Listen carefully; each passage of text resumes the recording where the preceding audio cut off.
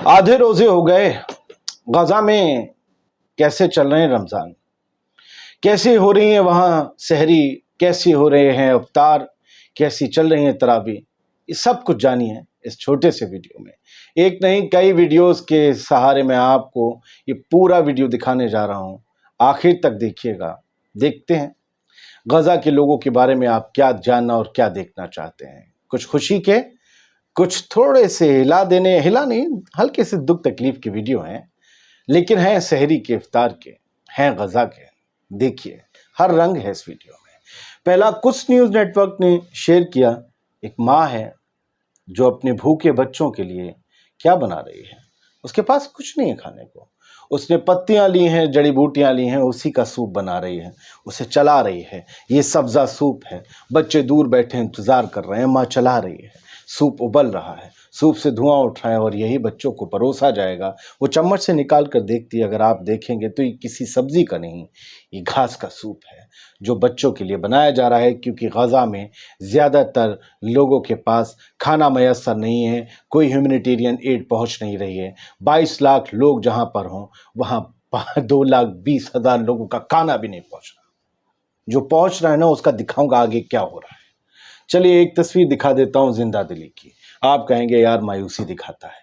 ये जिंदा दिल गजा है। आज भी इसे तबाह कर दिया गया, लेकिन ये खड़ा है। जो इलाके अब भी हरे भरे हैं, वहाँ पर अब भी अगर आप देखेंगे तो ये 10वें रमज़ान की तस्वीर है, 20 मार्च की तस्वीर है जो मैं आज आपको दिखा रहा हूँ। बाज़ार सजे थे, किसी के पास मूंगफली, किसी के पास बीन्स, किसी ने बिस्किट खजूर के बनाए, किसी ने बनाई मिठाइयाँ, कोई फल लेकर आया और सभी अपनी अपनी दुकानें सजा कर खड़े हो गए। सोचिए जो लोग 6 महीने से जंग में हैं, जहाँ पर एक सुई भी नहीं आ सकती, वहाँ जो कुछ भी अंदर आ रहा है या जो मदद के तौर पर मिल जाता है बेच लेते हैं शायद, ताकि ये घास खा लेंगे, बच्चों को इलाज मिल जाए, बच्चों का दूध मिल जाए। लेकिन फिर भी कुछ चीज़ें उग रही हैं, अंदर आ रही हैं, वो बेची जा रही हैं। रमज़ान में सहरियाँ और इफ्तारियाँ बन रही हैं, सब्जियाँ बिक रही हैं। ये मूँगफली है या कोई बीन है, मुझे नहीं पता। अगर आप तीसरी तस्वीर देखेंगे तो एक बार फिर से मैं थोड़ा सा आपको संजीदा कर दूंगा। एक टेंट है, उसमें एक बहुत खुददार परिवार है जिनके पास कभी एक बहुत अच्छा खूबसूरत बंगला हुआ करता था। वो अब इफ्तार की तैयारी कर रहे हैं। लिखा भी the iftar meal of displaced Palestinian. ये इन लोगों का इफ्तार है। न जाने क्या है इसमें। एक वो अंगीठी पर लकड़ी बजा रहे हैं, फ्राइंग पैन में जो खातून हैं वो टमाटर, शायद टमाटर ही हैं उनके पास, और ये जो है उसे कर रही हैं। हम बच्चों की तस्वीर नहीं दिखा सकते। ये साहिब जो हैं, इनकी हड्डियां चेहरे से बता रही हैं, शायद इन्हें एक दिन में या कई दिन में एक बार खाना मिलता है। यही अब ज़्यादातर फ़िलिस्तीनियों की किस्मत है। दस्तरखान पर बच्चे माँ बाप के साथ बैठे हैं, बच्चे ब्लर हैं। एक ही फ्राइंग पैन में बस टमाटर की सब्ज़ी है और शायद 2.5 रोटियां हैं।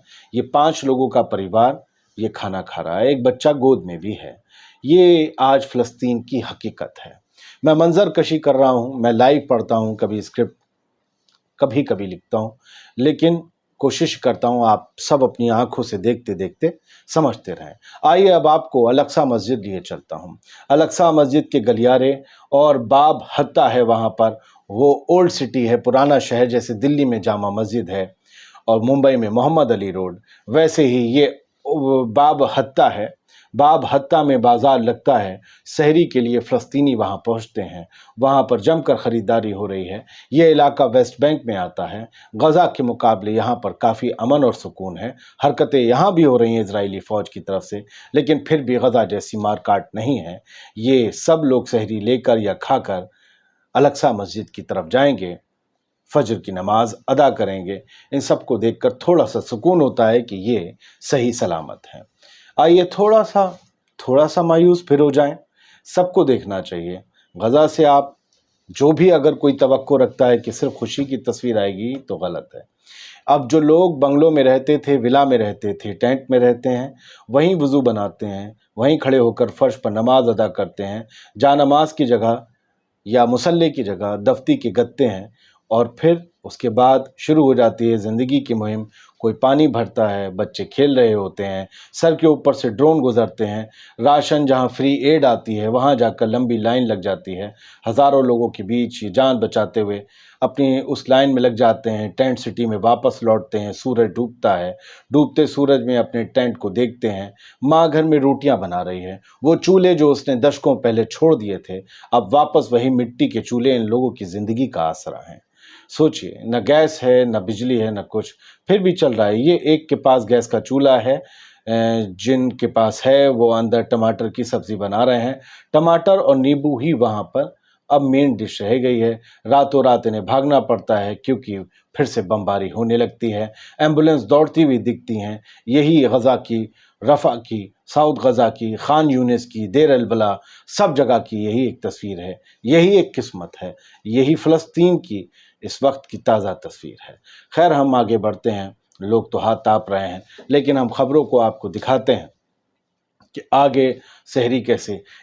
ایک پترکار ہیں وہاں کے، محمد اسمری، بہت بڑے اور جو ہیں مشہور پترکار ہیں، یہ فوٹو جرنلسٹ بھی ہیں اور یہ الجزیرہ کے لیے شاید کام کرتے ہیں، اور انہوں نے دکھایا ہے کہ ہمارے لیے آج افطار میں یہ ہے۔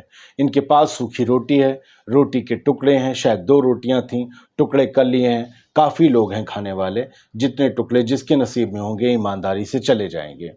ایک عورت کا فوٹو ہے، غزہ از ہیئر کے ساتھ، لکھتی ہیں آئی مس کوکنگ فار افطار ان مائی کچن، کہ میں افطار کے لیے کھانا بنانا جو بناتی تھی اب وہ میں مس کرتی ہوں، کیونکہ نہ میرا گھر ہے، نہ میرا کچن ہے، نہ میرے پاس کھانا ہے۔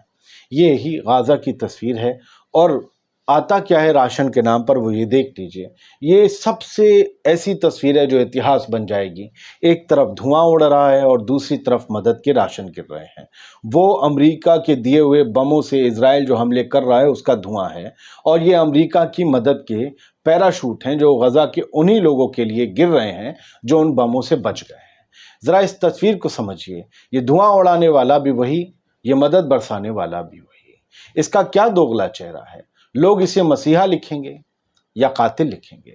کچھ پیراشوٹ آتے بھی ہیں تو کسی پر گر جاتے ہیں، کچھ راستے میں پھٹ جاتے ہیں، ایک ایسی عمارت میں اٹک جاتا ہے، اس میں سے سامان نیچے چھلک جاتا ہے، گر جاتا ہے، بہت سے لوگوں کو یہ گھائل بھی کر جاتا ہے پیراشوٹ، لوگ اس کی طرف بھاگتے ہیں، زندگی بچانے کا سامان اس میں نظر آتا ہے، نہ جانے زندگی کتنے دن بچے گی، جب تک بھی بچے گی ایسے پیراشوٹس کا سہارا رہے گا۔